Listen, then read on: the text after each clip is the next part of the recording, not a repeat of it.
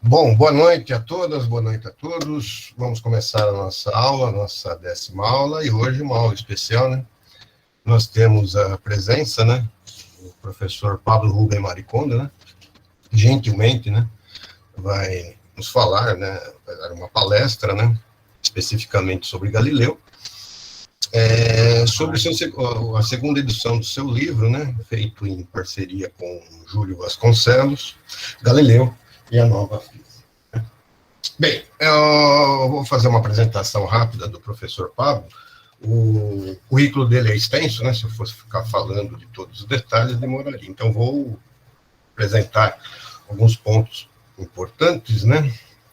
Bom, o professor Pablo Rubem Maricondo é professor do Departamento de Filosofia da USP desde os anos de 1970, se não me engano, 74, Pablo, acho que foi isso, né? E se aposentou agora em 2019, né? Professor titular, né, do Departamento de Filosofia, né?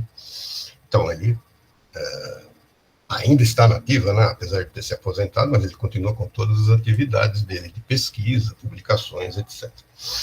E ele sempre trabalhou com enfoque na filosofia da ciência, desde a filosofia da ciência mais tradicional, como Popper, Kuhn, Lakatos, etc., quanto à formação da ciência moderna, especificamente os autores como Galileu, o próprio Copérnico, etc., né? Ele tem esse estudo histórico também, e também trabalha com questões ligadas à filosofia da tecnologia e sociologia da tecnologia, questões ligadas à história, filosofia e sociologia da técnica e da tecnologia também.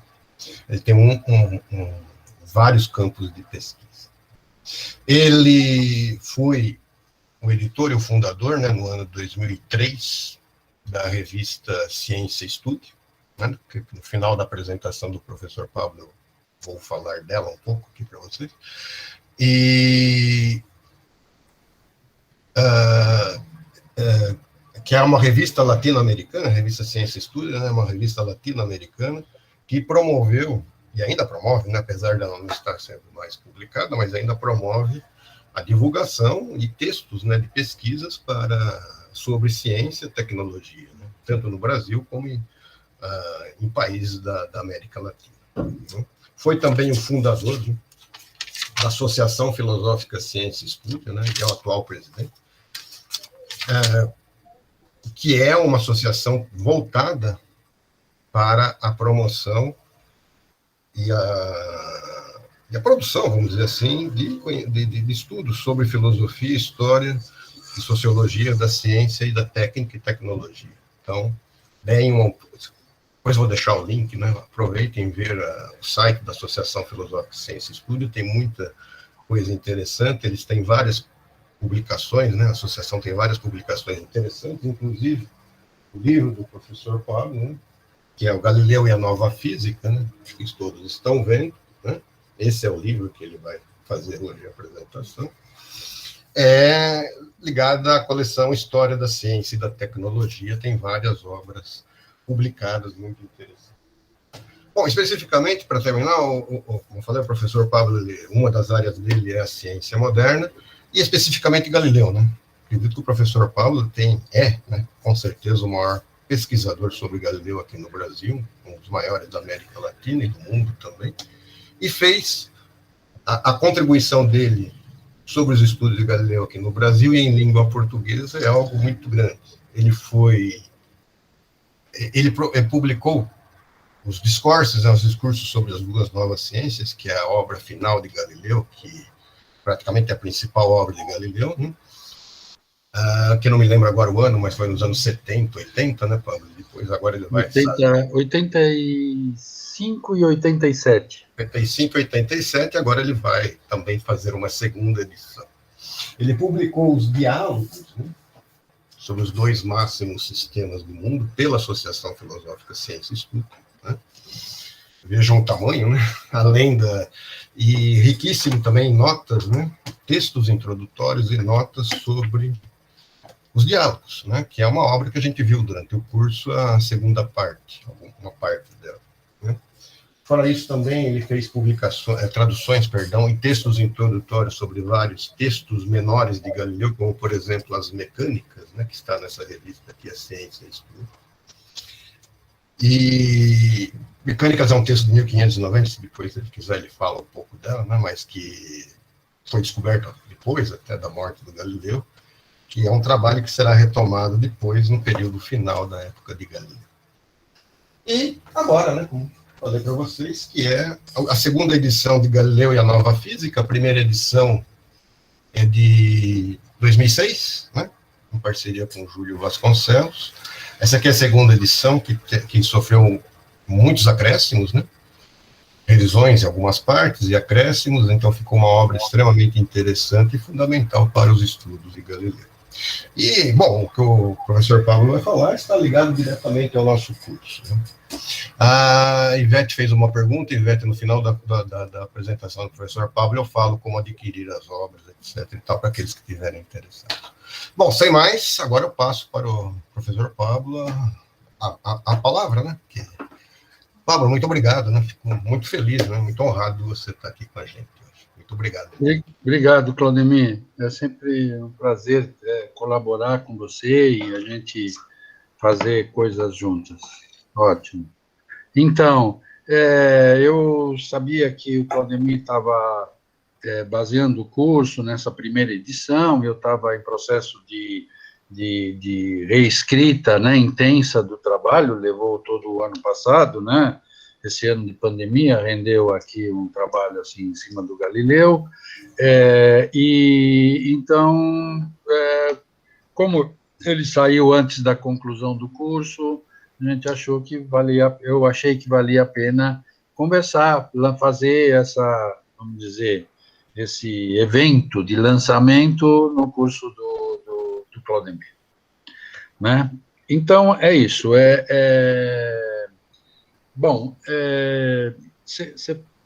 tem como... Eu vou tentar disponibilizar uns slides, certo, e também enquanto vou ir falando, tá certo? Vou fazer uma exposição geral e tal, e depois eu não vou gastar muito tempo, talvez 1 hora de exposição, vocês se segurem aí, né, para acompanhar, vai ter os slides para ajudar a acompanhar, e depois a gente abre para uma conversa, tá bom? Para discutir, para vocês me perguntarem coisas, para a gente poder conversar sobre o livro, sobre Galileu e sobre as coisas que vocês viram no curso, né? Então, tá bom. Então, você poria um slide, João? Vamos ver. Vamos ver se a gente põe os slides, e assim eu... Eu acho que dá... Espera aí, ele vai pôr. Já, legal. Entrou, né? Todos estão vendo? Deixa eu fazer a pergunta. Lá foi o primeiro. Sim, estamos vendo. Está aparecendo, professor. Legal. Foi o primeiro, João. O que acontece? Aí. Certo.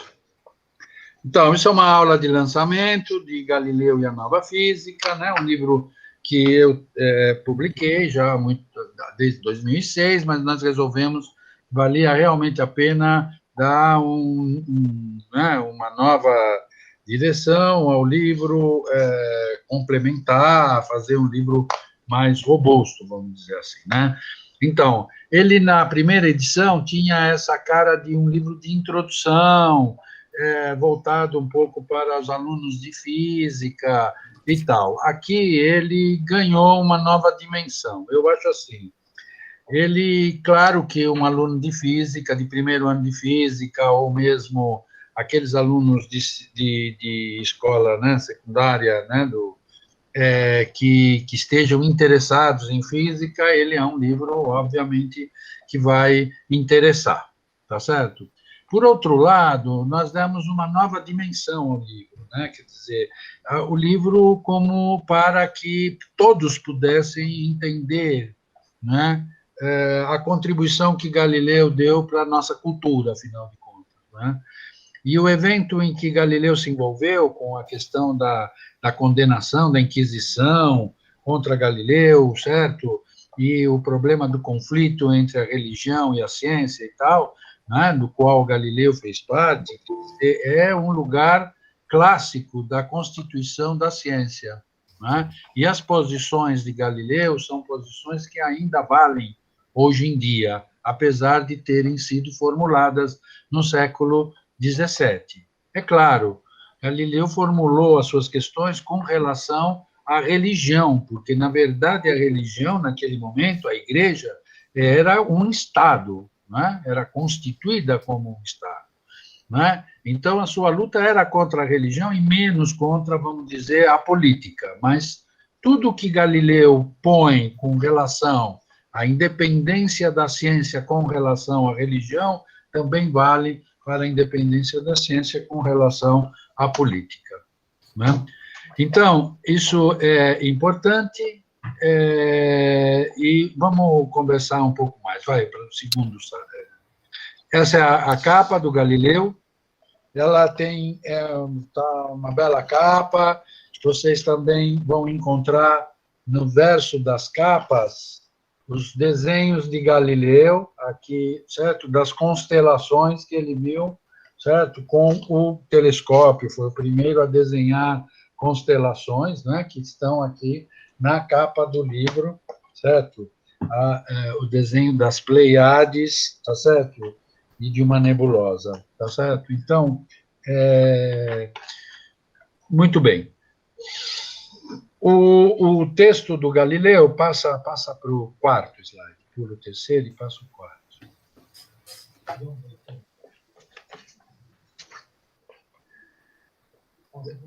Para o quarto, isso, depois a gente volta.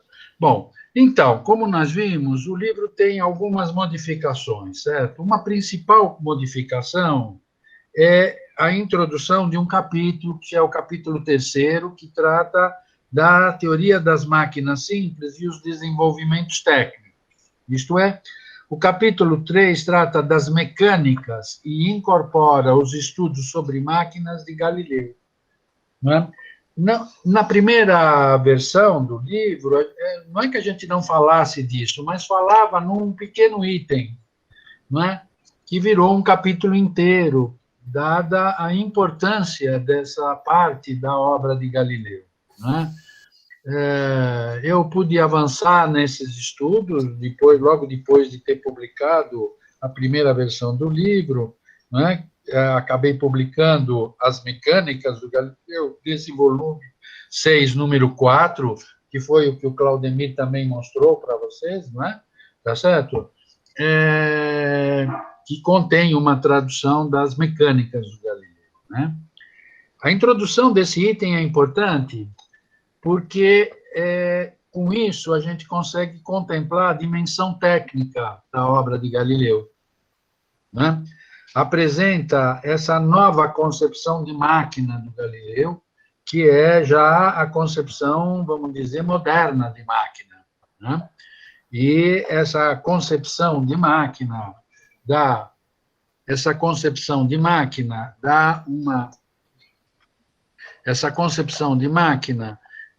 uma, vamos dizer, também envolve uma nova concepção da técnica, né, do funcionamento da técnica, né, e dá início, então, praticamente à engenharia, né. É o momento em que os estudos técnicos informados pela ciência, com base em conhecimento científico, vão dar ensejo à engenharia. Né? Então, e isso, obviamente, aponta também na direção de dar essa união entre a ciência e a técnica. Então, a introdução desse 3º capítulo é extremamente importante, porque ele deu força, pôs relevo nessa, né, vamos dizer, nessa dimensão técnica, engenheril do trabalho de Galileu. Tá certo? Então, essa é uma das modificações do livro, extremamente importante. Né? Segue adiante. Depois, outra coisa que mudou muito é o tratamento dado à condenação de Galileu, né? Ao processo de Galileu e a condenação, que antes era apresentada em uma pequena seção, que se chamava A Condenação de Galileu, e que agora é o capítulo 8, o 8º capítulo, é talvez um dos capítulos, um dos grandes capítulos, é um capítulo grande agora, tá certo? E ele foi escrito, como o livro é, na verdade, uma biografia científica de Galileu, o processo, eu pensei a fazê-lo como uma apresentação biográfica do processo, isto é feito da ótica de Galileu, certo? Esse é o personagem do processo. Então, o que esse capítulo tenta mostrar é como Galileu reagiu à intimação. Quando foi intimado que proibiram o diálogo e ele foi intimado a ir em Roma, ir a Roma, ele estava em Florença, como é que ele reagiu a essa intimação? Ou também está ambientado, quer dizer, bom, mas ele foi intimado a ir a Roma, e daí, por que não foi? Não é? Quer dizer, então, não era assim tão simples. Havia epidemia de peste, havia quarentenas, certo? Então, eu utilizo as várias cartas para ambientar toda a questão, tá certo? A difícil viagem, uma viagem feita no meio de uma epidemia, tá certo? Com paradas e quarentenas, né? Restrições de movimentação importantes, até as portas do tribunal em Roma, com a incerteza de qual seria a acusação contra ele. Quer dizer, ele foi intimado a comparecer a Roma, fez toda a viagem, etc., sem que, em momento algum, lhe fosse dito do que ele era acusado. Né?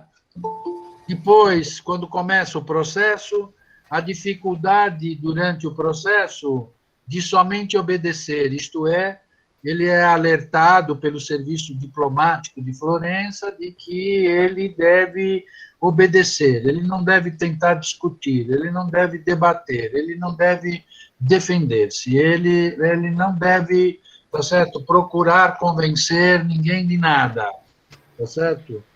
Deve obedecer. Então, toda essa dificuldade durante os interrogatórios entre, né, quer dizer, Galileu que procura tentar se justificar, mostrar que não está errado, né, né, essa necessidade de obedecer, pura e simplesmente, né.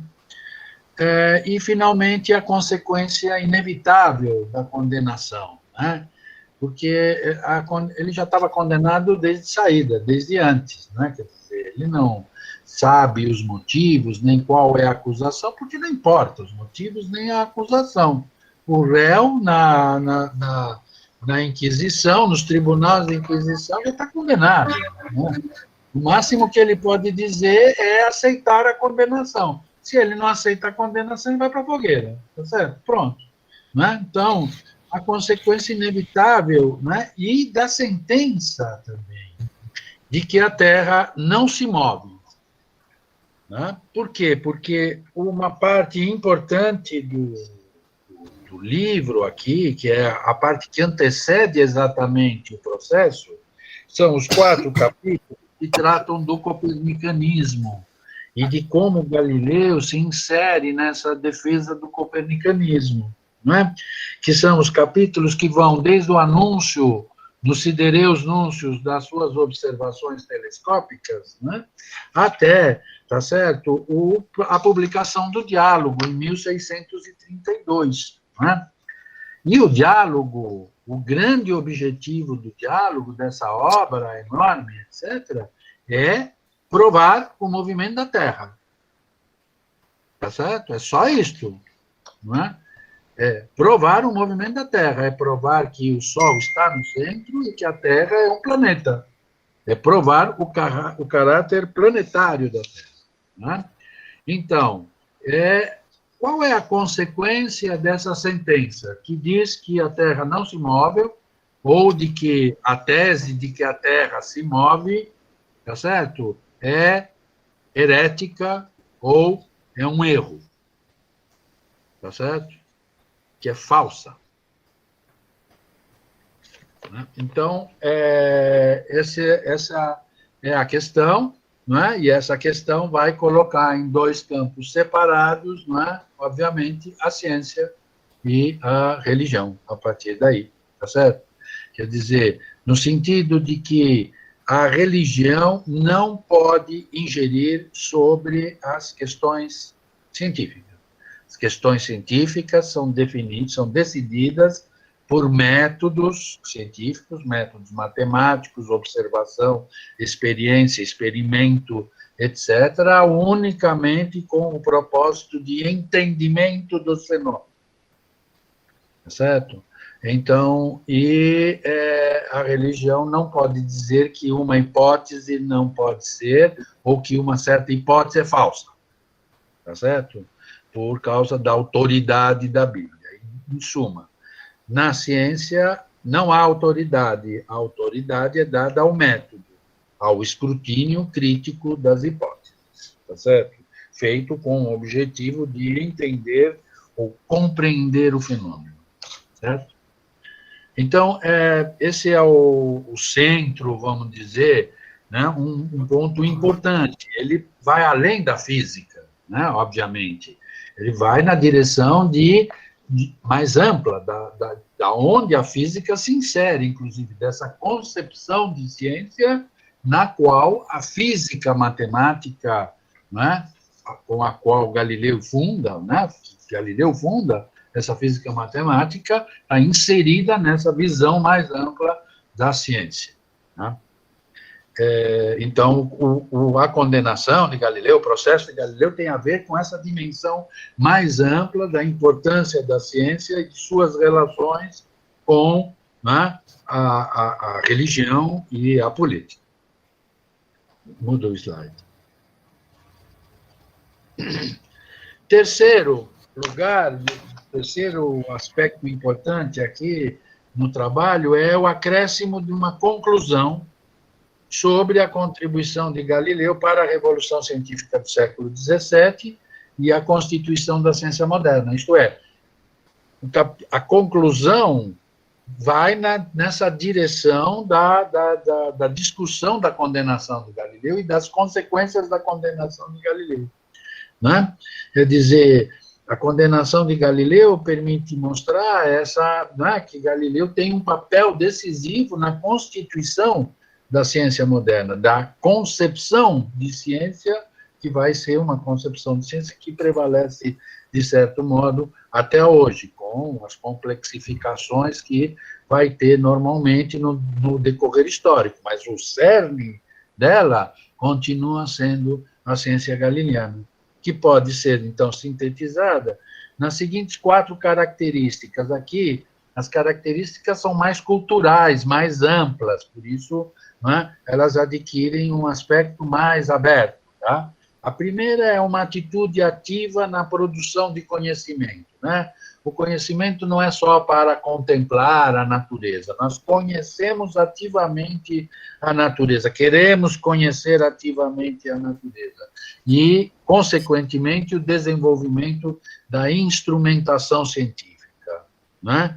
Proceder ativamente na produção do conhecimento é fazer largo uso de instrumentos científicos e até desenvolver instrumentos científicos para a produção de conhecimento. O segundo aspecto é a união entre ciência e técnica. Né? Essa convergência, a união entre ciência e técnica, né? A produção de uma ciência que tem utilidade, que pode resolver problemas práticos, né? E, portanto, que pode informar soluções técnicas. Então, em terceiro lugar, a matematização da natureza, muito bem exemplificada e desenvolvida, inclusive no livro, principalmente nos primeiros 2 capítulos e no capítulo 9, né, que trata da teoria do movimento de Galileu e do movimento dos projéteis, tá certo? Então, essa matematização da natureza que está aliada à ideia da mecanização do mundo, né? O mundo, né, como uma máquina, né? Quer dizer, de certa maneira, a natureza, né, é matematizada e o mundo, né, mecanizado, né? Então, essa é o primeiro avanço, né, vamos dizer, da matematização, né, sobre as ciências, né, a matemática sobre o conjunto das ciências, e vem ligada à mecanização do mundo. Vou chamar a atenção, o texto não faz essa ilação, mas eu poderia aqui fazer essa ilação, que a matematização da natureza e mecanização do mundo é a continuidade, né? Nós estamos na continuidade desse processo, essas maquininhas que nós temos aqui, tá certo? Com a qual faço a exposição aqui, etc., é uma máquina, né? É uma máquina matemática. Então, tá nessa linha da matematização da natureza e da mecanização do mundo, né? Só que agora mecaniza e matematiza a informação. Muito bem. Depois, o quarto elemento é uma vigorosa defesa da autonomia, da liberdade de pesquisa e clara visão da universalidade do método científico, né? Universalidade do método científico quer dizer questões científicas ou questões que serão tratadas cientificamente devem seguir o método científico, né? Que é universal, né? Nesse sentido, tá certo? É universal porque se impõe à razão humana, tá certo? É um aspecto fundamental do desenvolvimento da razão, né? E portanto, tem que ter uma liberdade de pesquisa científica, significa a liberdade de determinar as suas hipóteses, de propor as suas hipóteses, a liberdade de investigar os fenômenos do mundo, tá certo? Então, esses são elementos importantes, vamos dizer, né, da contribuição de Galileu nesse plano mais amplo da constituição da ciência, né? Passa para o próximo. Uma coisa do livro, um aspecto do livro importante foi trabalhar com as figuras. A primeira edição tinha as figuras, mas com legendas muito tímidas, legendas pequenas, né? E um uso meio quase que só ilustrativo, né? Então, introduzimos muitas figuras e elas ganharam novos usos, tá certo? E legendas mais elaboradas e em duas direções, né? Então, não é meramente ilustrativo, não. As figuras geométricas e os diagramas, né, geométricos servem para esclarecer conceitos, princípios ou demonstrações, tá certo? Então, tem uma demonstração que a gente trata, vamos dizer, no texto, não vai poder ficar parado na demonstração e tal, na figura põe a demonstração. Quem quiser aprofundar um pouco mais, entender, né, aquele teorema ou aquela propriedade que está sendo, ou aquele conceito que está, tem a figura com a qual pode aprofundar um pouco mais, né, fora da narrativa contínua, né, do texto, tá certo? Outras figuras, que são figuras evidentemente ilustrativas, né, como o retrato de Copérnico, o retrato de Kepler, o retrato de Urbano VIII, o retrato de Benarmínio, o retrato de Paulo Sarpi, né, de personagens, ou Galileu no Tribunal da Inquisição, Galileu com o telescópio na Torre de Veneza, tá certo? Então, todas elas ganharam, essas que são evidentemente, vamos dizer, evocativas e ilustrativas de personagens, serviram nas legendas delas, para a gente produzir uma narrativa histórica complementar à principal, porque é uma narrativa do papado, do poder do Estado da Igreja, de como funciona a Inquisição, certo? De como Galileu tenta vender o telescópio a Veneza, tá certo? o preço não vale tanto a pena, tá certo? Então, coisas desse tipo estão nas legendas das figuras, algumas legendas são grandes e podem ocupar páginas inteiras, né? Então, isso repercutiu, quer dizer, essa questão, novo uso uma função um pouco mais, vamos dizer, orgânica, né, dentro do livro, para as imagens, isso repercutiu nos capítulos que tratam do copernicanismo, né, ou da impressionante campanha de Galileu em defesa do movimento da Terra, isto é, o capítulo 4 ao 7, porque as figuras permitiram dar uma dinâmica melhor à questão, seja, né, da relatividade do movimento, né, seja as questões mais astronômicas, como paralaxe, etc. Né? Ou como no capítulo 9 também, que trata das duas novas ciências de Galileu, onde nós introduzimos mais figuras, principalmente no tratamento da teoria dos movimentos naturais de queda e de projeção, onde está a célebre teoria do movimento de Galileu, onde define movimento uniforme,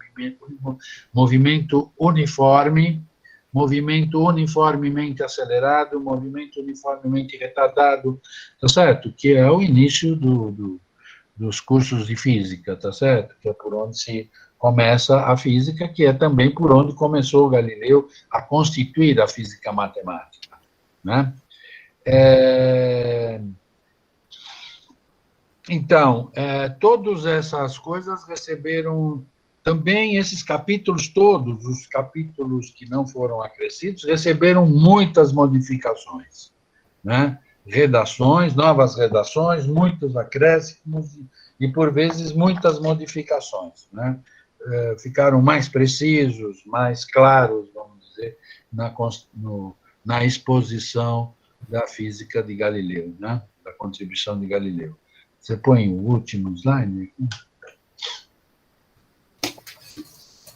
Por fim, eu acho assim, o livro ganhou o que todos os livros da associação possuem, né? Que é um índice de nomes e índice de termos, no final. Oferecendo, então, nesta segunda edição, um aparato crítico que pode facilitar a localização e estudo das suas diversas partes, né? O índice de termos, obviamente, por conceitos, também porque quando tem o índice de termos nos conceitos, dá, vamos dizer, os itens do conceito, né?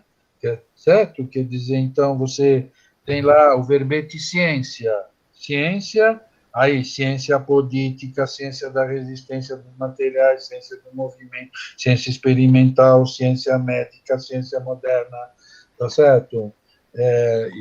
Né? Então, vamos dizer, é por isso que das árvores conceituais, os conceitos que estão vinculados, etc., né? E a localização no livro onde está discutido isso, ou mesmo com o nome dos autores, né? Quer dizer, se eu quero saber, às vezes, um interlocutor de Galileu sabe os vários lugares em que foi referido esse interlocutor de Galileu, né? Ou os vários lugares em que se falou de Aristóteles, de Ptolomeu, de Copérnico, de Kepler, de Brahe, e assim por diante, tá certo? Então, com as localizações das páginas e tal.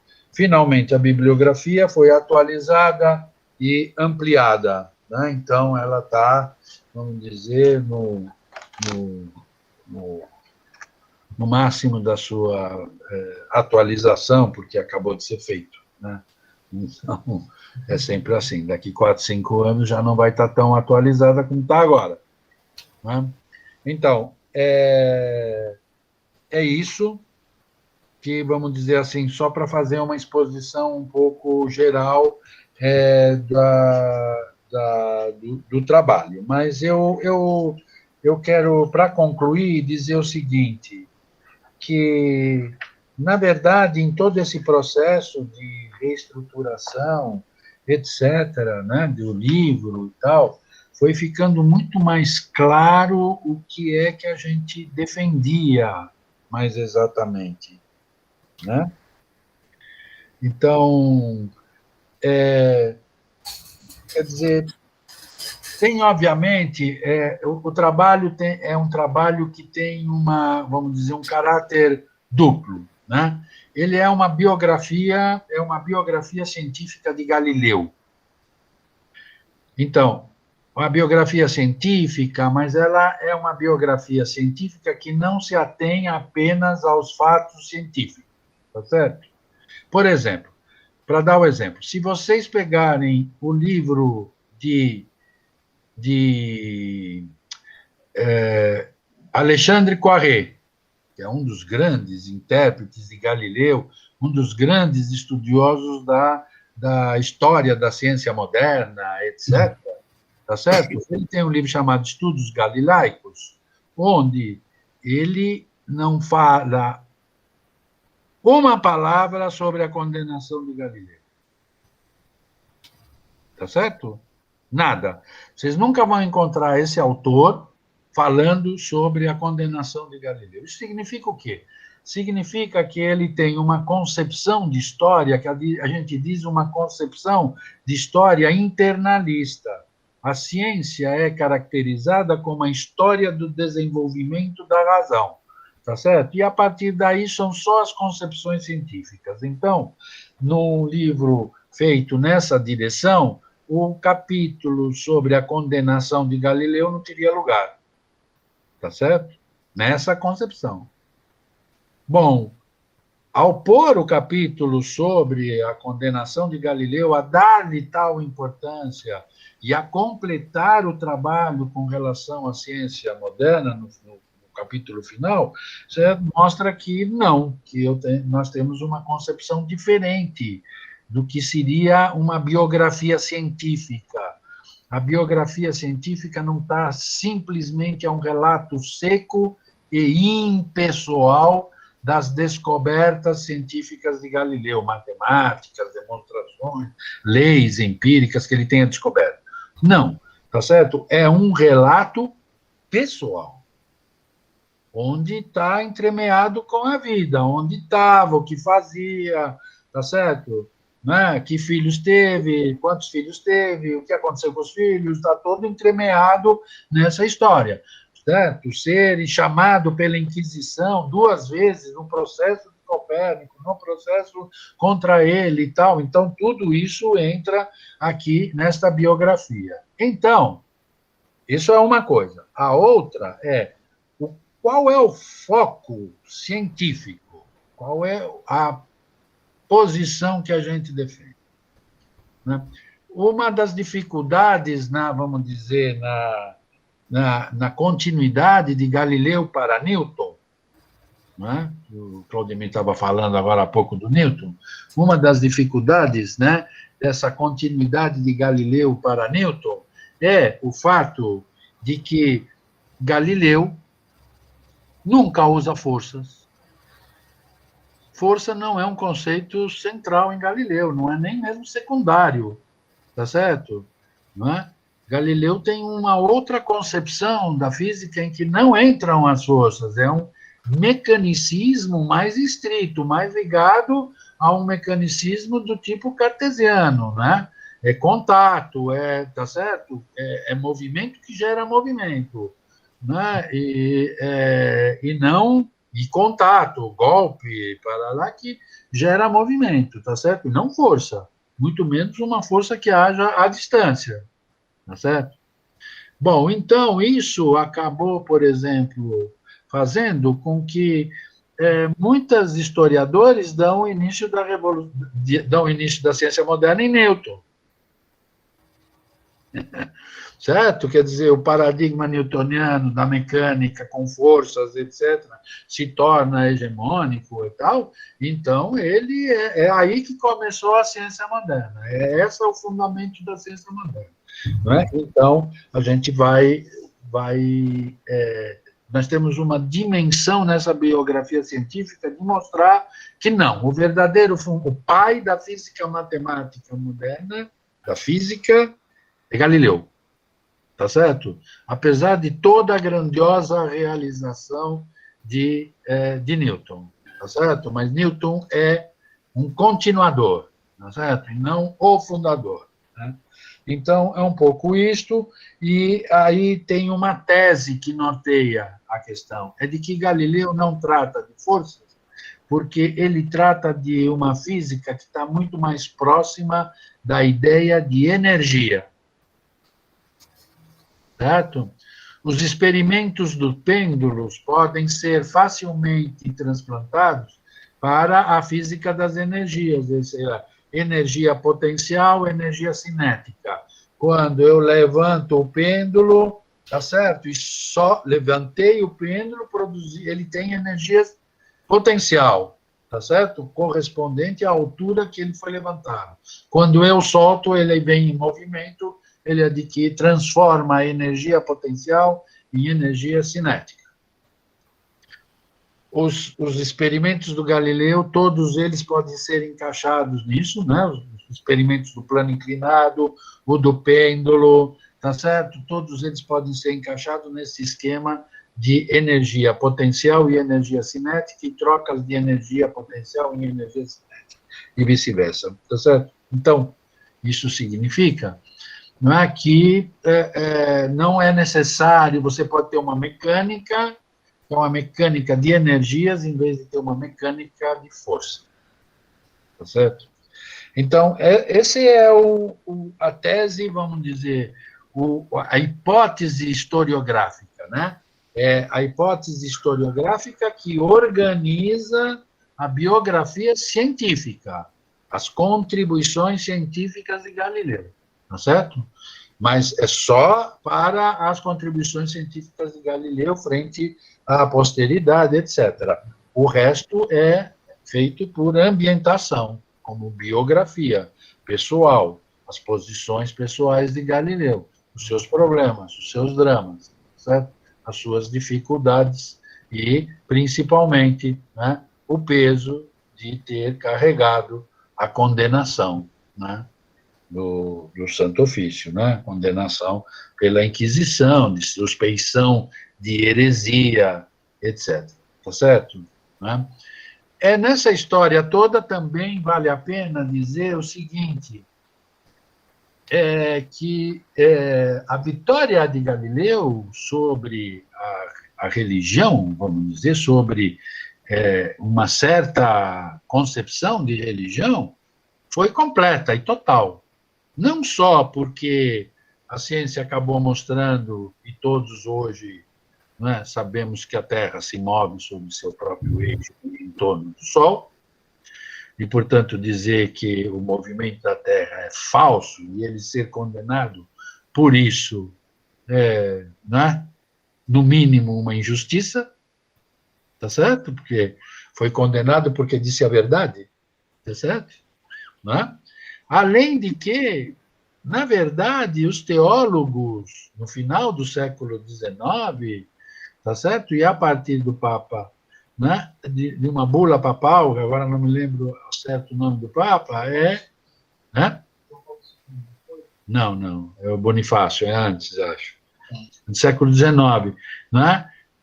Decide que, na verdade, a interpretação bíblica do Concílio de Trento não era mais possível de sustentar, e defende uma posição que é a posição de Galileu. Toda vez que a ciência descobre alguma coisa, é preciso ir com muito cuidado interpretando a Bíblia para ajustá-la à descoberta científica, antes de sair por aí dizendo que é falso o que a ciência descobriu. Que é, na verdade, o princípio de exegese que Galileu propõe, tá certo? Porque ele diz, não se pode tomar o sentido da Bíblia literal, porque se nós tomamos no sentido literal, então nós teríamos que dizer que Deus ama, odeia, etc., e tem outros afetos corporais, tá certo? Que parecem que são piores à religião do que afirmar, como, por exemplo, ele afirma, de que a Terra se move. Tá certo? Então,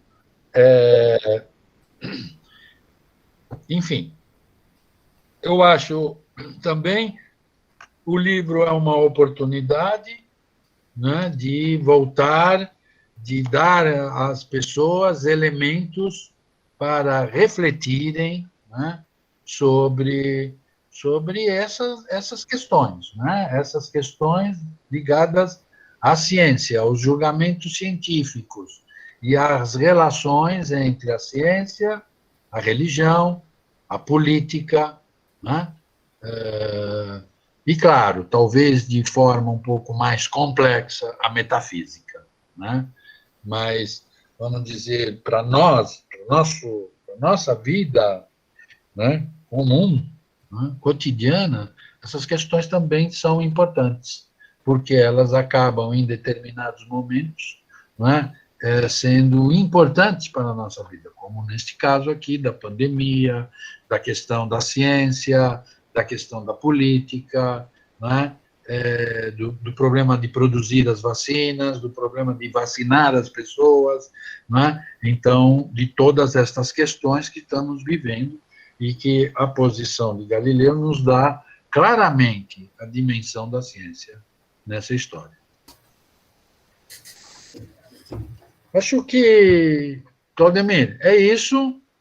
Assim, sei lá, eu gostaria de ter mais interlocução, não sei se a exposição faz muito sentido, espero que sim. Não, ótimo. Tá. Claro, vamos abrir para questões. Pablo, muito obrigado. Eu pus aqui a coisa da aquisição do livrinho. Ah, sim, claro, isso que eu ia falar. A Ciência Estudia, tá aí. As pessoas mandam um e-mail, entram em contato, e aí ficam sabendo como funciona e tal. Vale a pena, a gente tem feito remessas gratuitas, então é só o preço do livro, e as remessas são feitas gratuitamente, tá? Quer dizer, gratuitamente. A Ciência Estudia paga a remessa, tá? Ótimo, Pablo. Deixa eu... Já que você falou isso, agora me ajudem aí tecnicamente. Como é que eu faço para eu apresentar? Eu vou cancelar a apresentação aqui, professor, daí o senhor apresenta, só um momento. É só para apresentar. Ele tira a minha e você põe a sua. Certo. Não, é só para... Eu vou deixar isso, eu vou deixar depois para todos que estiverem interessados, certo?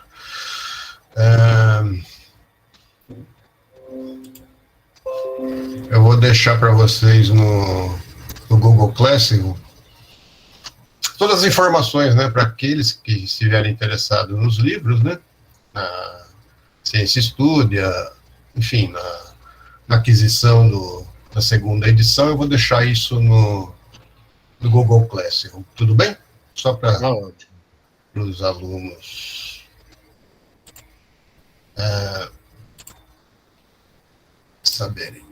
Bom, Pablo, muito obrigado. Eu não sei, bom, quando é presencial a gente bate palmas, né? Então fica, né, registrado as palmas, né, para você. Não, mas vamos lá, vamos. Mas eu quero agradecer muito pela sua fala, foi muito interessante. E sim, vamos abrir para questões. Eu acho que, né, vamos abrir para questões. Quem quer falar primeiro? Quem quer fazer alguma questão? Se não quiserem falar pessoalmente, pode escrever. Posso perguntar, professor? Pode. Sim. Professor Pablo, uma dúvida que eu tenho, a gente uma vez discutiu no grupo de estudo, que é uma avaliação da condenação do Galileu que o Feyerabend faz. Ele usa bastante o Galileu como exemplo, né? Como uma visão... Desculpa. Uma visão nova de mundo, uma forma diferente de ver. E ele fala, no contra-método, que o Galileu, como ele era financiado, ele fala que o Galileu era financiado pela igreja, né, como empresa de fomento, e 10 anos antes da condenação, o Galileu tinha sido chamado para prestar esclarecimento sobre os estudos, o desenvolvimento dos estudos dele. E aí, os estudos deles não foi convincente para a igreja, e a igreja falou para ele, pediu resultados, e falou que ele não estava, os estudos dele carecia de muitos dados, não era comprovado, não tem nada. E pediu para ele parar de estudar aquilo e fazer um estudo mais sério, parar com aquela questão do movimento da Terra. O estudo de ótica do telescópio dele não era muito bem fundamentado, pelo menos como o Feyerabend faz a leitura, e a igreja deixou o Galileu com esse aviso.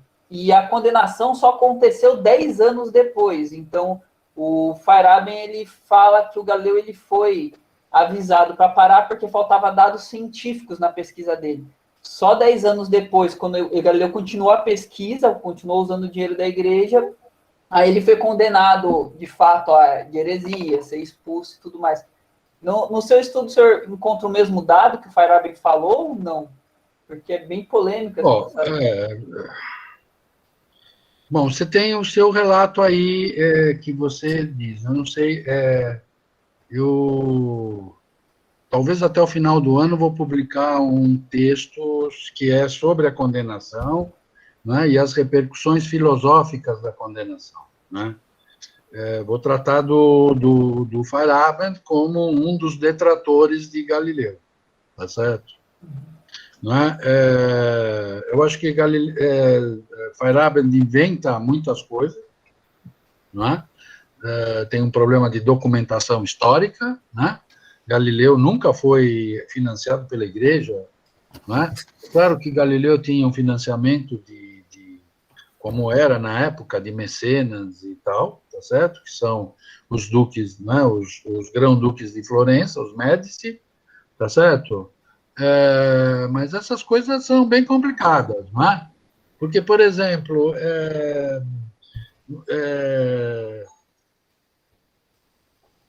Galileu vai para Roma, né? Então tem que pôr uma liteira, porque ele é velho e tem vários lugares em que ele para, então, e leva quase 2 meses e meio para chegar em Roma, e aí, bom, essa liteira custa preços, tá certo?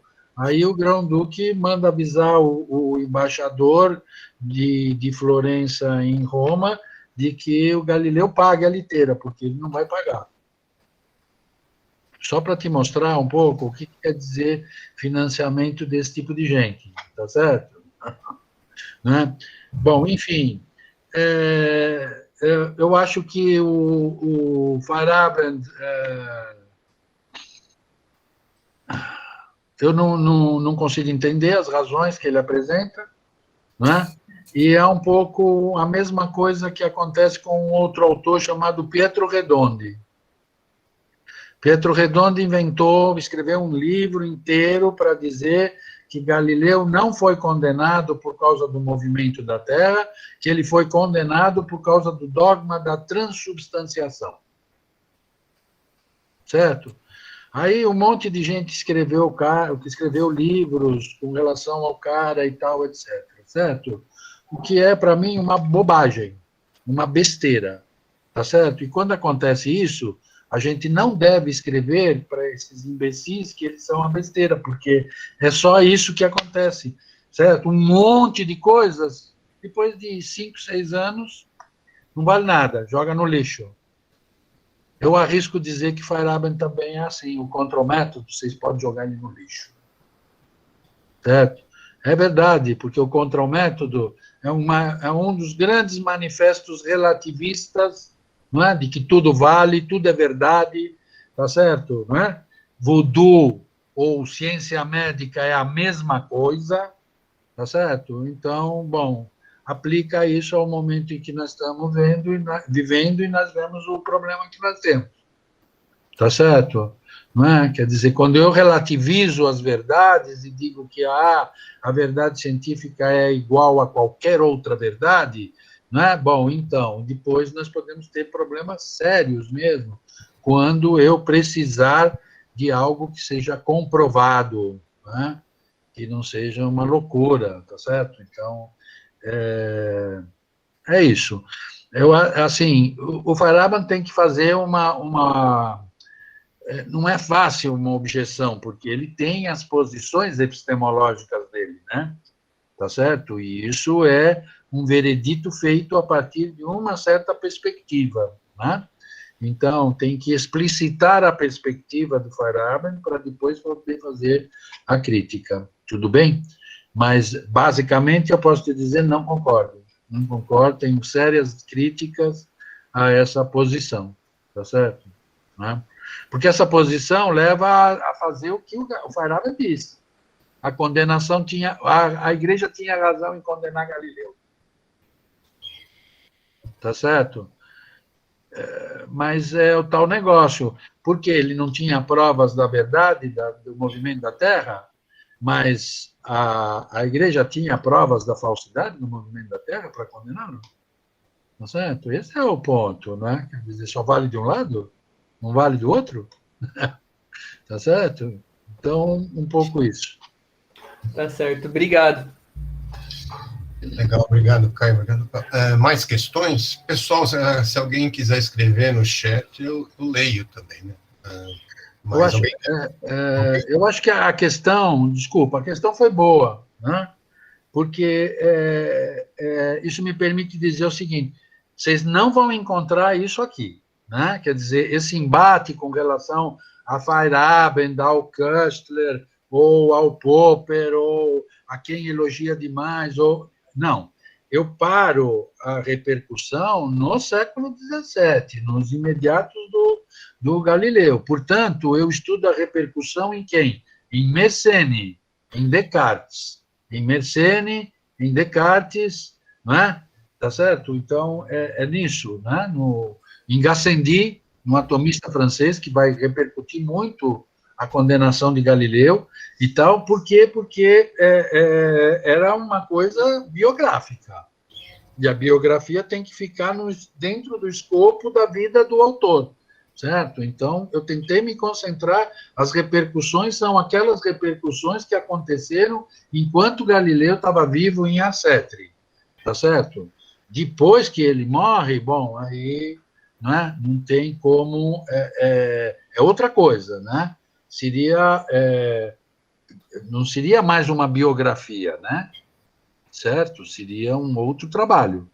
Por isso que eu vou separar e vou escrever um livro, estou escrevendo, estou montando esse livro, que é sobre a condenação de Galileu e as repercussões filosóficas. Aí sim, o século XVII, a segunda metade do século XVII, todo o século XVIII, que é muito importante, porque o século XVIII, o século das luzes, as enciclopédia e tal, etc., eles produzem uma distorção da história. Também tem isso. Não é? A história da razão distorce. Por quê? Porque é o século das luzes que vai impor a interpretação histórica de que a Idade Média é a Idade das Trevas, de que não aconteceu nada na Idade Média, tá certo? Isso vem do século XVIII.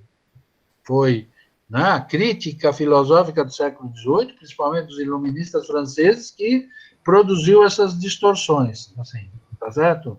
E, inclusive, minimiza o papel, por exemplo, de Galileu, de Kepler, praticamente Kepler desaparece, idolatra Newton, coloca Newton como o fundador de tudo, e tal, etc., como se não tivesse nada de antecedentes. Né? Então, é um outro momento, né? Quer dizer, tem que ser feito, porque aí o principal autor, né, que seria o Galileu, de quem a gente está fazendo a biografia, já não pode, né, vamos dizer, influir pessoalmente, né, com que é o objetivo aqui do livro. Certo? Então, ele se restringe ao período de vida do Galileu. Né? Tá? E as repercussões que saem dali para fora. Mesmo quando é da ciência moderna, é aquilo que está presente no Galileu e que continua presente agora, ainda na ciência. Claro, muito mais complexo e tal, mas está presente, né? Essencialmente. Né? Muito bom, Pablo, muito obrigado. Questões, mais alguma questão, por favor? Se alguém não, como eu falei, se alguém não quiser falar, né, pode escrever no chat. Mas se alguém quiser falar, já pode fazer a questão. Tem a Lígia. Lígia. Ok, Lígia, pode falar. Quer escrever? Lígia, seu microfone está desligando. Tem que ligar? Perdão. não, Boa obrigado. noite. Boa Boa noite. noite, professor Glaudemir. Boa noite, professor Pablo. Boa noite. Uma honra para a gente poder estar com o senhor aqui com a gente, conosco. E que bom que a pandemia foi tão produtiva, né? Bom. Para você. Sei lá. Para quem sobreviveu, né? Exatamente, literalmente, né, professor?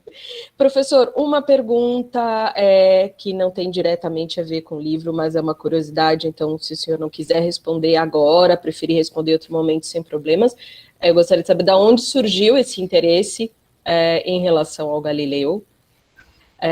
E duas perguntas simples em relação ao que o senhor falou. O senhor se referiu à peste, a pandemia, né, no momento em que Galileu estava indo para o Santo Ofício, só queria confirmar se o senhor estava se referindo à peste negra ou alguma outra. E a segunda pergunta, quando o senhor fala que o Galileu, de alguma maneira, inaugura o que vai ser a engenharia depois de uma referência de máquina moderna. Qual era a referência de máquina anterior a ele? É isso. Bom, então vamos lá. Bom, vamos começar pela da máquina, depois você me lembra a outra, tá? Combinado. Muito bem. Então, a anterior era uma concepção de máquina em que a máquina era pensada quase que como tendo uma individualidade, né? Havia muito essa coisa de, por exemplo, de se falar em teatro de máquinas.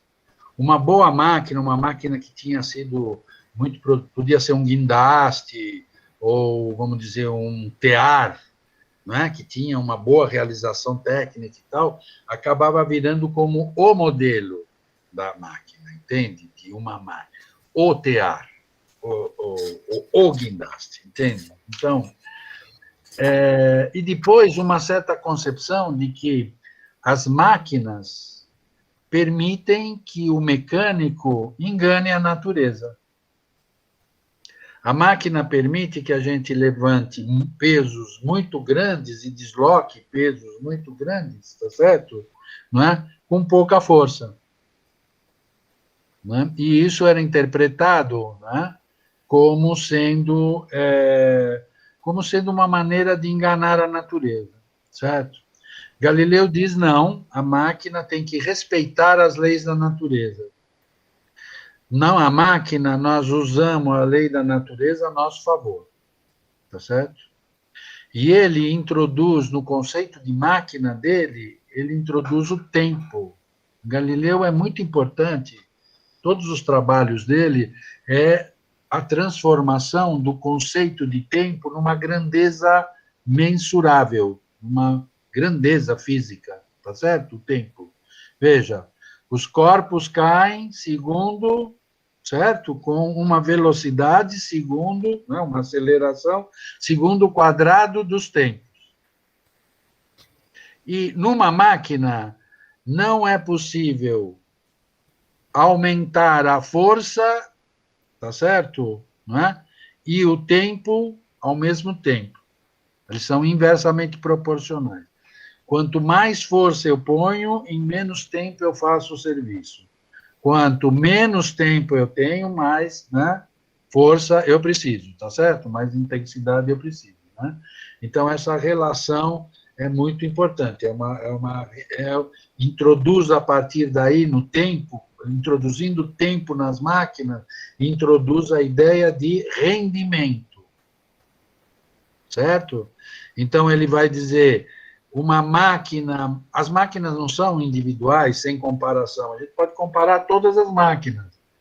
É melhor a máquina que tem melhor rendimento. A que rende mais, leva mais peso em menos tempo, tá certo? Essa é a melhor máquina. De outra que leva menos peso em menos tempo, tá certo? Vamos dizer, né? Em mais tempo, vamos dizer. Menos peso em mais tempo. Né? Então, eu tenho como comparar as máquinas. E eu comparo em termos de rendimento. Essa é uma atitude moderna, porque já prevê a ideia de usar as máquinas para padronizar. Isso acontece no Descartes também. Né? Isso permite que a máquina padronize. Não é mais uma coisa única, não, ela pode ser em série e eu posso produzir em grande quantidade. A máquina permite que eu aumente a produção, que eu aumente o rendimento. Isso já é uma visão, né, que aponta para, certo, a industrialização, a produção em massa. Não é claro, estamos muito no início, tá certo? Mas já abre o caminho, que é feito na ideia de rendimento das máquinas e tal, tá? Então, isso com relação à máquina, né? E a ideia da máquina anterior é essa ideia de enganar a natureza. Está lá no Aristóteles, tem uma passagem em que diz isso, né? E tem uma coisa muito interessante, porque máquina é mekané, né? Tá certo? Mas mekané também pode ser, em grego, maquinação, tá certo? Em Homero, Ulisses, quando fura com o bastão o olho do Ciclope, ele fez uma maquinação com o seu, que ele usou como instrumento, né? O seu bastão, ele usou como instrumento para... Aquilo é uma maquinação. Veja como maquinação é no sentido de enganar, né? Uma enganação. Ele enganou o outro através dessa maquinação, de usar um instrumento para outro fim, etc. Tá? Então, tem essa ideia de enganar, de enganação, de astúcia, né? Tá certo? De ter uma certa astúcia. Aí, no caso do Galileu, não. É a ciência, tem que aplicar as leis da natureza em nosso proveito, tá certo? Então, Perfeito. essa é a questão com as máquinas, tá? A concepção de máquina. A outra questão era a anterior. Eu perguntei se a peste a que o senhor se refere era a peste negra. Sim, a peste bubônica, né? Uhum. São as quarentenas, são 2 anos que a Itália, né, toda a Itália está em quarentenas, etc., e elas são particularmente rigorosas em Roma, mas também em Florença e tal, né? Então, tem cartas que dizem, olha, agora já faz mais de 30 dias que não estão proibidas as feiras e tal. Agora a autoridade abriu para fazer uma feira, porque as pessoas estão precisando de víveres. Então, a feira vai ser em tal lugar, com limitação de barracas, parecia as coisas que nós sabe, com limitação de barraca, distanciamento, não sei o quê, para as pessoas irem muito rapidamente e voltarem para casa. Né? Então, toda essa... A gente percebe essa coisa que é igual. Né? Tá certo? Igual, na época, muito pior, né? Porque a ciência capaz de fazer investigações muito rápidas para descobrir. Levou séculos para conseguir descobrir, né, como prevenir, que era, na verdade, a pulga do rato contaminado, certo? Então, enfim, descobriu o vetor e conseguir resolver com problema, né? Com medidas sanitárias, porque ninguém tomou vacina de peste bubônica, tá certo? São as medidas sanitárias que resolveu o problema da proliferação dos ratos, higiene, etc., né? Medidas de higiene e tal, que levaram a erradicar essa doença, tá certo? Ou, pelo menos, a fazer uma limitação estrita, né? Tá? Sim. E você tinha mais uma questãozinha no começo que você tinha dito? Eu tinha perguntado sobre o porquê do seu interesse em Galileu, mas se você quiser responder em outro momento, não tem problema. Não, o interesse em Galileu é exatamente por causa dessa figura do Galileu, tão central, né? Quer dizer, o Galileu não é só um cientista, né? Quer dizer, Galileu também é considerado um dos grandes escritores italianos, né? A prosa, nos diálogos, certo? A prosa, os personagens, a construção dos personagens, né? A construção dos argumentos, né? É uma obra de literatura também, né? Tá certo? E Galileu também se interessava pelos poetas da sua época, né? Por Ariosto, por Tasso, né? Então, tem toda uma ligação, né? Com a arte também, né? Quer dizer, é um momento muito particular da Itália, né? Vamos dizer, já é o barroco, né? Já é o final do Renascimento, já estamos transitando, né? Mas essa vinculação ainda muito forte entre a arte e a ciência. Então, por isso, né? Quer dizer, e também um pouco pelos meus estudos, porque eu comecei a trabalhar com Popper e Duhem, e esses dois autores têm posições diametralmente opostas com relação a Galileu, né? Duhem é um crítico de Galileu, tá certo? Não é? E Popper é um defensor de Galileu. Então, né? Então também as minhas duas teses passavam por essas posições diferentes com relação a Galileu, e isso aumentou, obviamente, meu interesse no Galileu, além de, obviamente, como eu disse, o desafio de traduzir, né, essa obra tem um valor literário, né? Muito obrigada, professor, uma honra mais uma vez. Obrigada, professor Claudemir, por proporcionar para a gente esse momento também. Obrigada mesmo. Boa noite. Pablo, tem duas questões aqui no chat que acho que pode colocar em uma só. Uma da Maria Eduarda Gomes, ela diz, né, que gostaria de saber um pouco da relação de Galileu com autores próximos a ele, contemporâneos a ele. E a Ivete, ela faz uma questão, acho que pode falar do... Bom, ela é sobre como a consequência da matematização do mundo, né? Galileu fez uma distinção entre qualidades primárias e secundárias, e que o Descartes, nas meditações, também faz o mesmo, se seriam concepções diferentes. Acho que você poderia, então, para responder essas duas questões, falar um pouco, né, da relação Descartes e Galileu, né, que são próximos, né? E a questão da matematização, né, que o Descartes tem esse processo de matematização, né, mas eu creio que o Galileu é anterior, né? A própria relação das qualidades primárias e secundárias surge com o Galileu, né? Então, você acha que, para responder essas duas questões, né, falar um pouco Descartes e Galileu, né? Tá bom, não, posso falar um pouquinho mais.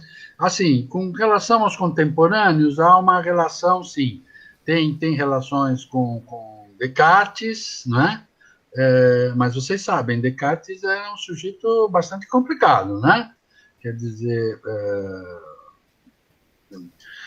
hoje em dia a gente diria que era um megalomaníaco, tá certo? Né?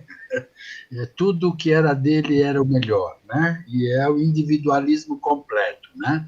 Tem o Alquier, que é um intérprete, diz que Descartes é o filósofo do eu, porque, né, eu penso, logo existo, e assim por diante.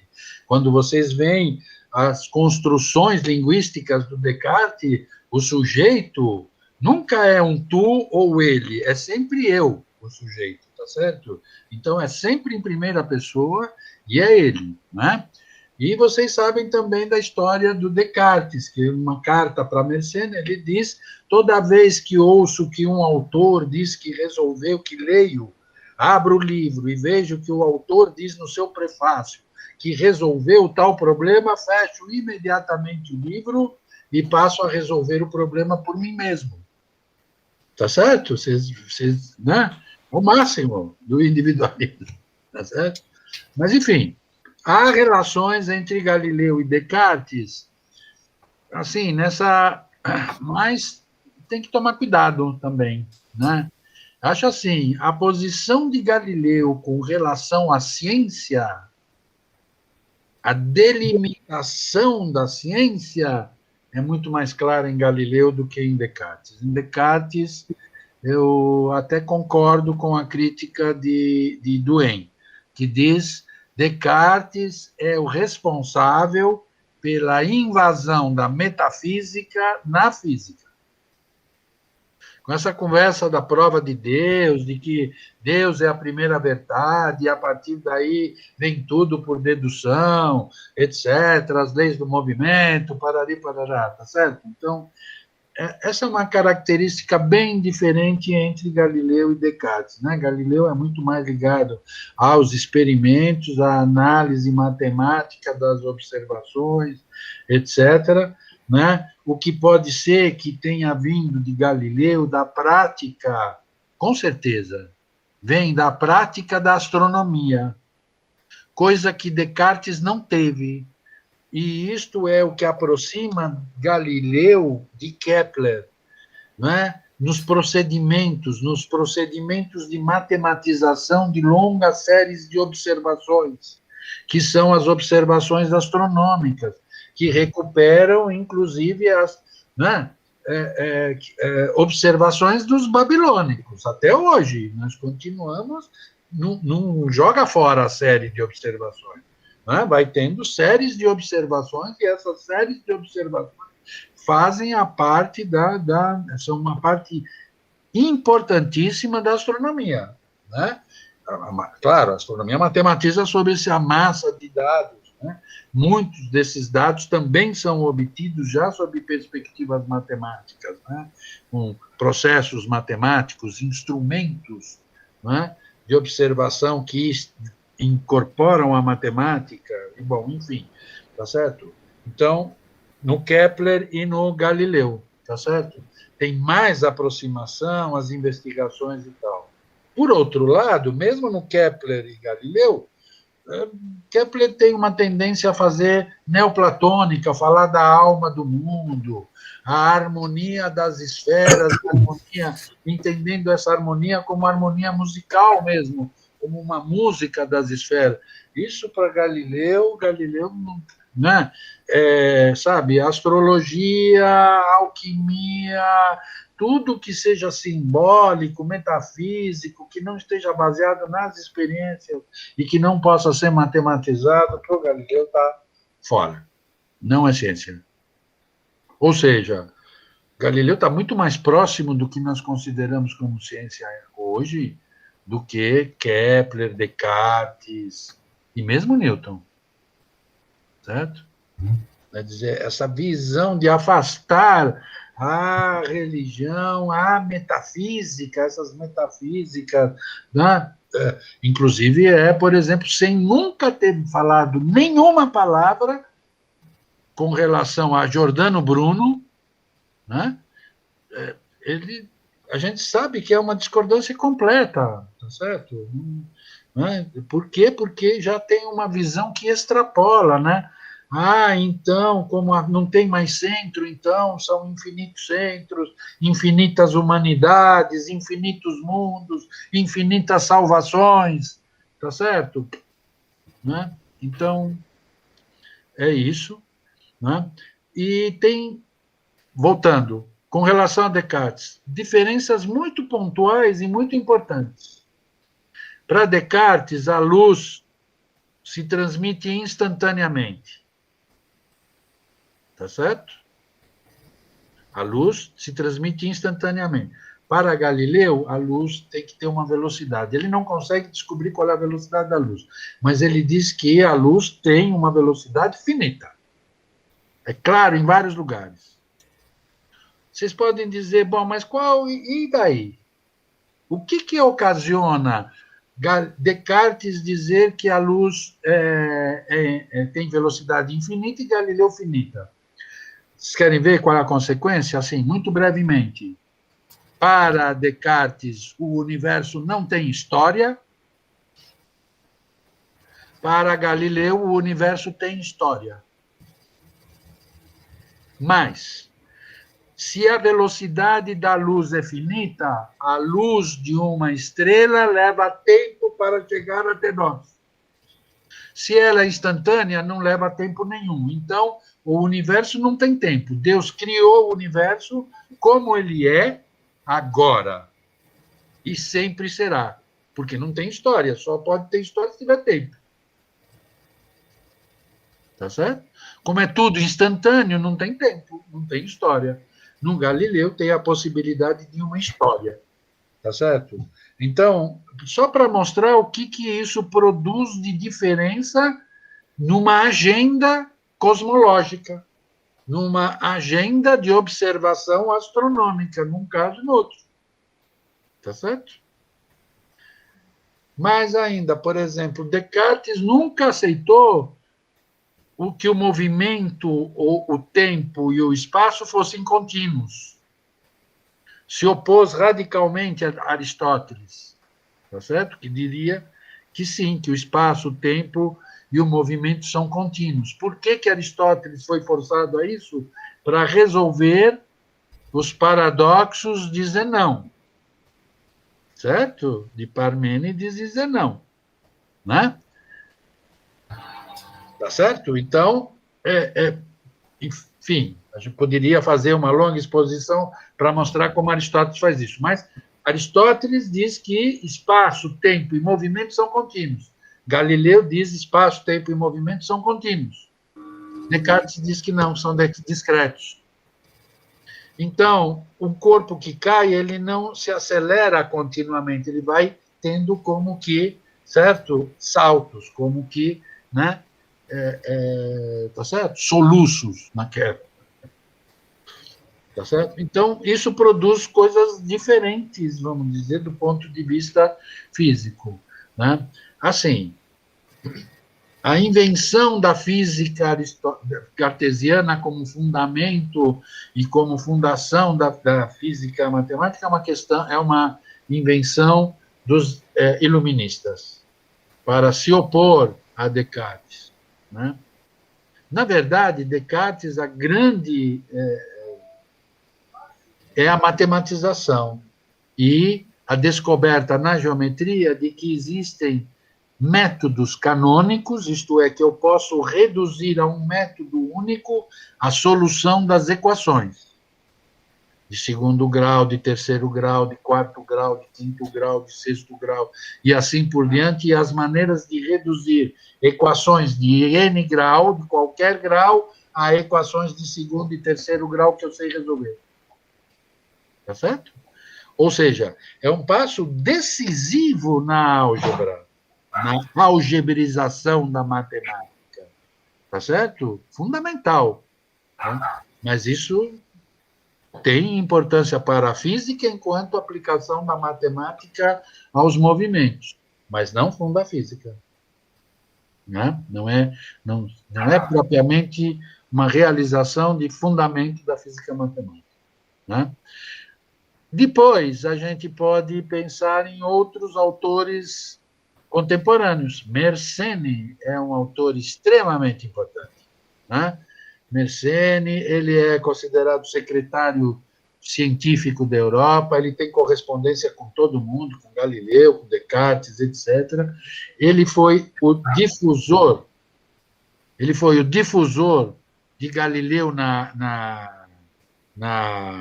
França, porque ele publicou as mecânicas num texto chamado Les Mécaniques de Galilée, tá certo?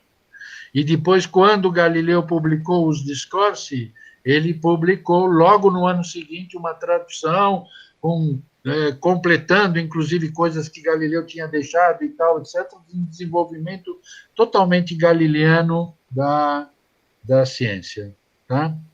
E Galileu tinha também uma correspondência e uma certa afinidade com Gassendi. Gassendi por causa do atomismo de Gassendi. Gassendi escreveu 2 cartas a Galileu, que Galileu gostou demais das cartas de Gassendi, que eram sobre a teoria da matéria atômica, o atomismo, etc. Tá certo? Né? E, a partir daí, Galileu tem uma relação com Gassendi também, certo? Então, é basicamente isso. Há outros autores que Galileu tem relação, seria, vamos dizer, quem sobra? Torricelli, que morre com 24 anos, que é um desastre completo para a ciência italiana, né, que era genial, Torricelli, né, tem todo o experimento bariométrico, etc., né, do barômetro e tal, das pressões, do oceano de ar, que nós vivemos no fundo de um oceano de ar, e que esse oceano de ar provoca uma pressão em nós, tá certo? Então, tudo isso é obra de Torricelli, mas que morre muito rápido. E depois, o outro autor importantíssimo que segue a linha de Galileu é Huygens.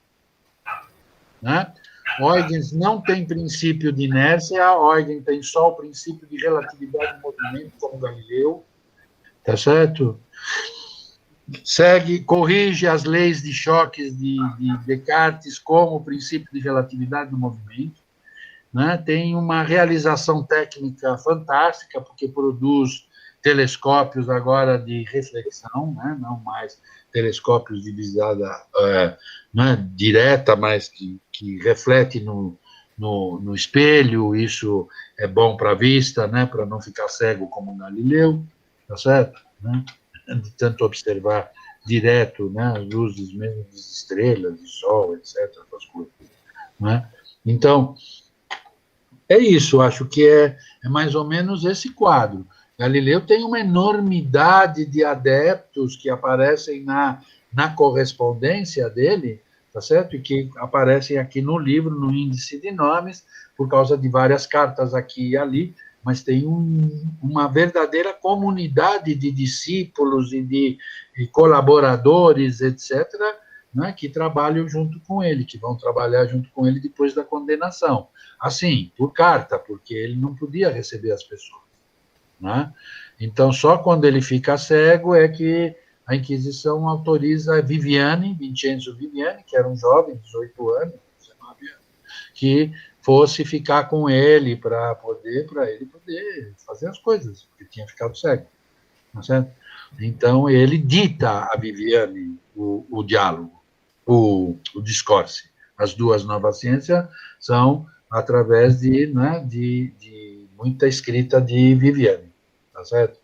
Então, sendo ditado por Galileu o livro. Então, é isso. Eu acho que é mais ou menos esse conjunto de autores, né? Depois ele tem uma enormidade de inimigos, né? Que são praticamente todos os professores de filosofia da Itália. Todos os professores de filosofia das universidades da Itália são contra Galileu, todos eles. Né? Tanto que quando ele é condenado e é mandado a que não se fale mais de Galileu, etc., ele desaparece. Essa é uma das causas também de que, vamos dizer, desaparece a ciência galileana, porque, né, na própria Itália ele não é mais difundido, não é mais, né? A ciência de Galileu, os textos de Galileu não são mais difundidos, não são mais ensinados. Então, esse é o fim de uma corrente de transmissão, né? Certo? Não sei se respondi. Sim, perfeito, Pablo. Bom, Pablo, acho que podemos fazer a última, né? Que já tem uma, né? Acho que é a última questão que nós temos aqui, aí depois a gente encerra, né? Porque acho que o andar da hora já respondeu bastante questões, né? A última é da Raquel Dias, né? Professor, você poderia falar um pouco sobre o princípio de relatividade? E com essa questão, né, a gente encerra, né, as questões, né? Então, o princípio de relatividade é um princípio que nasce com Copérnico. Né? Copérnico, no capítulo 5 do livro 1, do De Revolutionibus, né, das revoluções das esferas celestes, ele diz o seguinte, que na percepção do movimento é preciso estar atento, na observação do movimento, é preciso estar atento a três coisas: o movimento do objeto, o movimento do observador ou o movimento de ambos. Né? Isto é, vamos lá, quando eu observo o Sol, isso pode ser que não seja o movimento do Sol, mas seja o movimento da Terra. Ou seja, o movimento do observador. Porque, né, é o observador terrestre. Então, quando o observador terrestre observa o céu, pode ser que aquele movimento que ele está observando, por exemplo, do Sol, não seja o Sol, mas seja o do observador, o da Terra. Certo?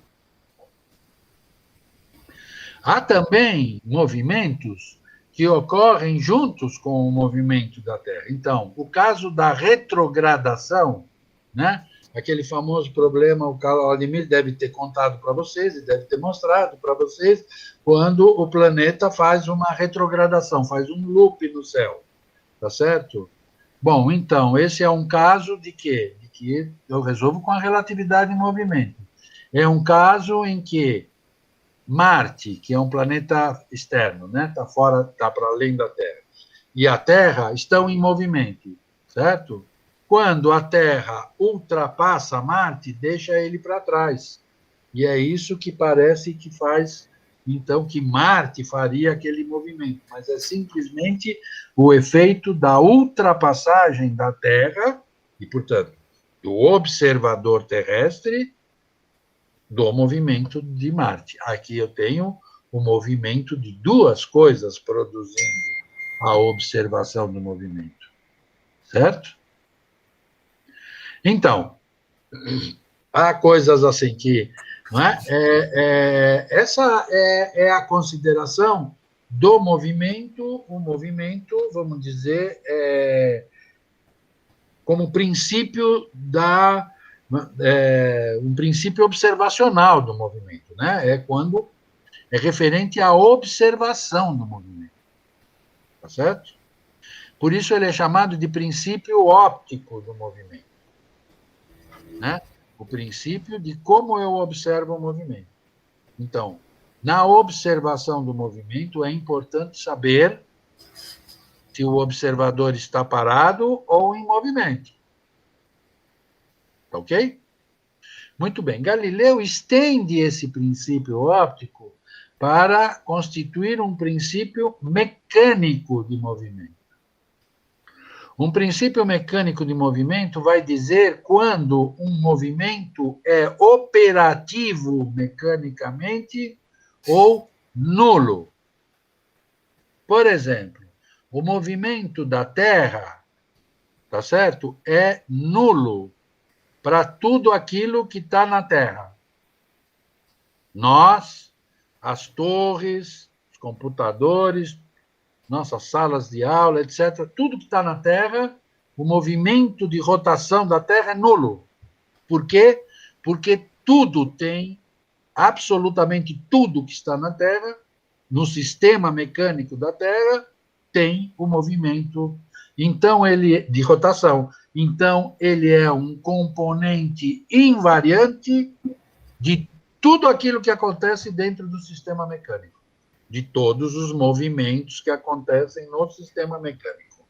Isto é, ele não muda em nada a relação entre os corpos em movimento dentro da Terra. Por quê? Porque todos eles têm, certo, o movimento da Terra. Com isso, ele explica por que quando eu solto a pedra do alto da torre, ela não fica para trás. Por quê?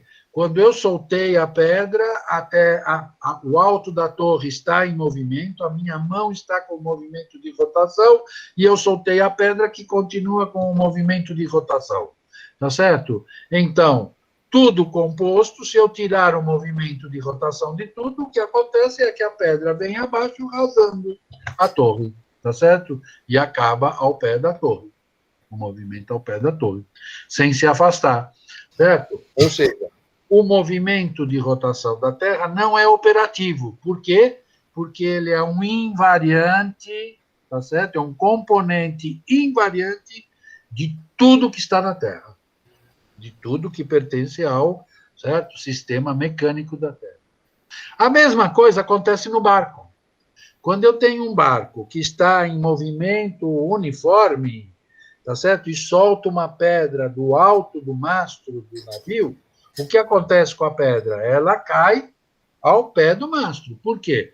Porque a minha mão tinha um movimento do navio, o mastro tinha um movimento do navio e a pedra tem um movimento do navio. Foi acrescentado um movimento para baixo que se compõe com o movimento do navio. Ora, o movimento do navio é invariante, é um componente invariante de tudo que está dentro do navio. O mastro, o marinheiro que solta a pedra no alto do mastro e a pedra, e o convés, Está tudo com o mesmo movimento. Bom, é um componente invariante? É. Então é nulo. Seria diferente, a gente poderia fazer a seguinte experiência. O navio, com o seu mastro, passa justamente por baixo de uma torre, de uma ponte. Pensemos um sujeito parado no mastro do navio e o outro parado na ponte, cada um com uma pedra na mão. Exatamente no momento em que passou da ponte, o do mastro do navio solta a pedra e o da ponte solta a pedra. Qual vai ser o resultado da experiência? O que soltou a pedra no mastro do navio, a pedra vai seguir rasando a torre. O que soltou do alto da torre não está com o movimento do navio. Portanto, o movimento do navio segue e ele cai. Vai cair afastado do mastro do navio. Certo? Por quê? Porque ele não tinha o componente invariante de todas as coisas, que era o movimento do navio. Tudo bem? Agora nós já estamos numa relatividade mecânica, né? Não é o problema do que eu vejo, certo? É um problema, tá certo? Das relações de movimento. Movimentos que são movimentos universais de um sistema mecânico são nulos. Né? E, portanto, não são nem percebidos. Não tem nem como ser percebido. Né? Aí tem aquela famosa passagem no diálogo em que diz: vamos nos fechar embaixo da coberta do navio e eu posso estar com o meu companheiro, posso ter um vaso em que cai uma gota a gota no vaso, eu atiro a bola para o colega, ele devolve, etc. E nenhuma dessas experiências permite saber se o navio está em movimento ou está parado. Certo? Quer dizer, é indistinguível. Portanto, o movimento ou repouso da Terra são indistinguíveis através de experiências feitas na Terra.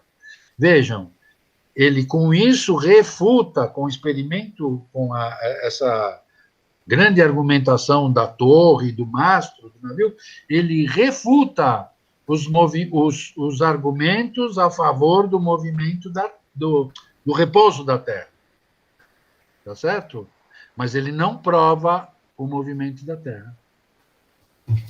Esses argumentos são argumentos que mostram que os argumentos contra o movimento da Terra não são inválidos, eles não concluem, tá certo?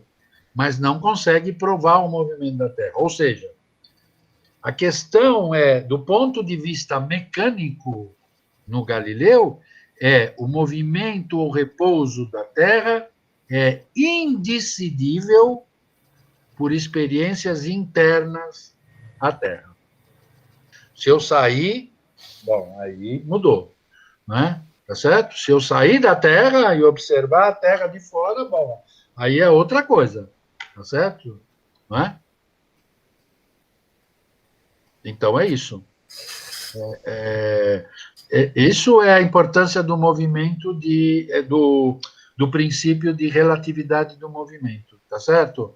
Então, também define o que é movimento, indiretamente, toda essa discussão define o que é movimento. O que é movimento? É mudança de espaço temporal com relação a outros corpos que não tenham o mesmo movimento.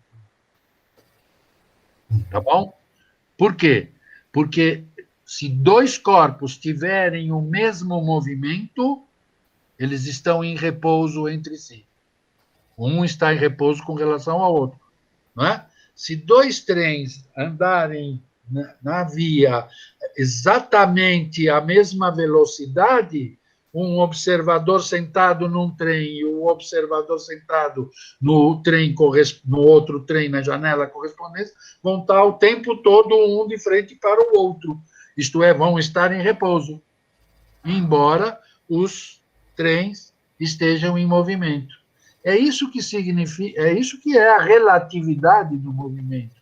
É isso que é uma concepção relativística do movimento, isto é, o movimento é relação entre corpos que têm movimento ou que não têm movimento, e é modificação das posições espaço-temporais entre eles. Tudo bem? A partir de agora, o movimento já não tem mais nada a ver com o ser, né? Não é como em Aristóteles, que é a realização, tá certo? Da essência do corpo, etc. Não tem nada a ver com a existência da coisa. É simplesmente relação espaço-temporal entre corpos físicos. Né? Então, é isso. Obrigado, Pablo. Nossa, muito bom. Bom, acho que nós podemos encerrar as questões. Quero agradecer, Pablo, muito, né, a sua participação, foi muito enriquecedora. Né? Falar um pouco, né, do livro, né, da segunda edição, e também falar, né, sobre esse personagem extremamente importante, que é o Galileu, né? Quer dizer, se a gente notar bem, a gente falou de filosofia, a gente falou de ciência, falou de política, de vários aspectos, né? Claro. Que trata a questão institucional da ciência, a questão política da ciência, claro, no momento, na época, né, com a igreja, mas que se pode pensar muita coisa hoje em dia.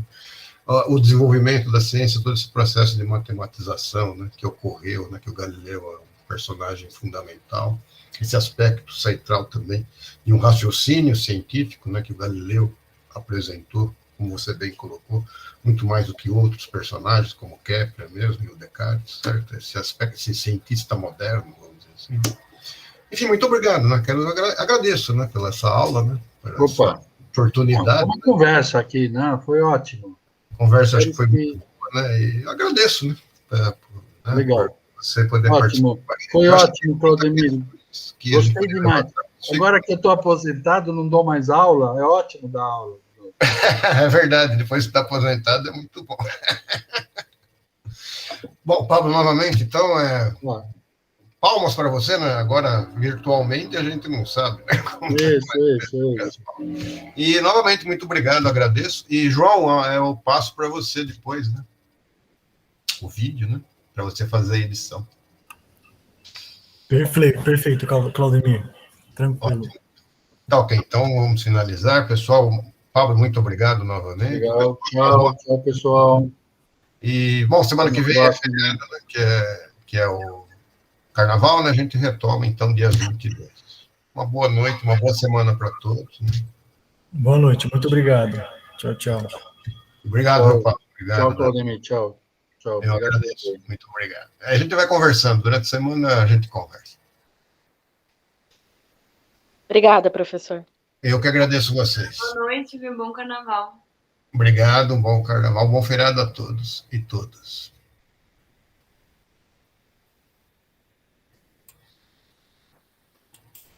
Obrigado, Caio.